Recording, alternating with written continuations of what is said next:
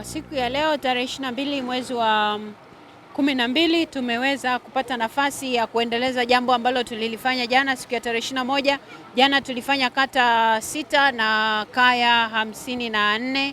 Leo tumepata nafasi ya kutembelea kata 5 na tumefanya kaya 48, na zoezi hili tutalihitimisha kesho kwa kata zote sasa 13 za jimbo la Uyole, na hapa inatokeza kama 11 ukijumlisha 3 zilizobaki inakuwa kama 14, lakini kata moja kwa sababu ya jiografia yake tulifanya jana kwa sehemu na leo tumefanya tena, kwa hiyo ndio maana zinakuwa jumla kama kata 11. Kwa hiyo tumefanya kaya 54 jana, leo tumefanya kaya 48 na tutahitimisha zoezi kesho. Kwa hivyo tumepata hiyo nafasi ya kuwapatia kidogo zawadi kwa ajili ya sikukuu kaya hizo ili kiweze kuwasaidia kipindi hiki, lakini pia nitoe wito kwa jamii kuendelea kusaidiana katika jamii, kwa sababu wahitaji wako wengi kuliko hawa ambao sisi tunawasaidia, na si lazima umsaidie mtu na kitu kikubwa sana, kwa sababu kila mmoja anadaiwa kwa kile alichobarikiwa nacho. Kwa hiyo hata kama umebarikiwa kidogo, basi msaidie jirani yako na hicho kidogo, ili kila mmoja aweze kuwa na tabasamu, ili kila mmoja kipindi hiki cha sikukuu aweze kuwa na furaha kama wewe ulionayo au kama mimi nilionayo.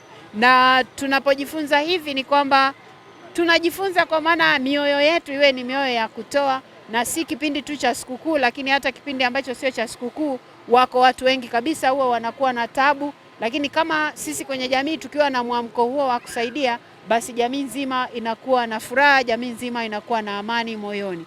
Pamoja na hayo, tunapotembea huku kwenye mitaa kuna watu ambao wanakuja sasa na shida mbalimbali ambazo si lazima ziwe zinahusika na lile lengo letu ambalo tumekuja hapa.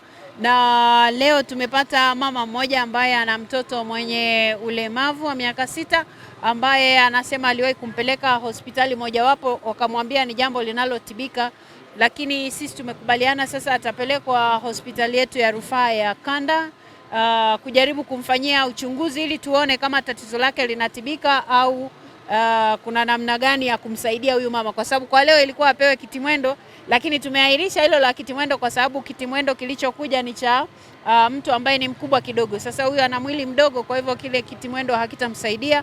Tutatafuta kitimwendo cha mtoto ili apewe, lakini wakati huo tutafuatilia matibabu yake. Lakini mama yake pia ameeleza kwamba kwa sasa hana shughuli anayoifanya kwa sababu ya mazingira alionayo na mtoto, na ameomba mtaji. Kwa hiyo tumempatia mtaji ili aanze kufanya biashara, aweze pia kumsaidia mtoto katika mahitaji mengine, wakati sisi tunafuatilia huko kwenye hoja ya matibabu. Kwa hiyo kwenye jamii kama ninavyosema, wahitaji ni wengi kuliko tunaweza kuyafikia sisi, lakini jamii nzima tukishirikiana pamoja, naamini tuna uwezo wa kuwafikia watu wengi zaidi kuliko ambao wanafikiwa na sisi.